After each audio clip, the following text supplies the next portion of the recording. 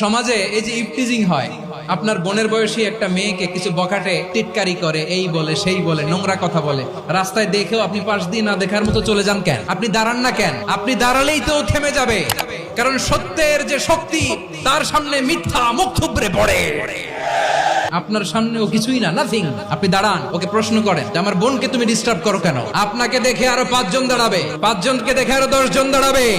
আমাদের নীরবতা আর আমাদের নিশ্চুপ থাকাই জালিমদেরকে আরো শক্তিশালী জালিম বানিয়েছে। টেন্ডারবাজি, চাঁদাবাজি, দুর্নীতি, অপরাধ, দখলদারিত্ব, মজুদদারি, এগুলো সবকিছু একসাথে প্রতিরোধ করতে হবে, ঠিক কিনা বলেন? এই যে নতুন বাংলাদেশের এক সুযোগ এসেছে, আর জীবনে হয়তো আসবে। আসুন দেশটাকে আমরা সাজাই, আসুন আমরা এক দল আরেক দলকে নিশ্চিহ্ন করার যে রাজনীতি, এটা বন্ধ করি।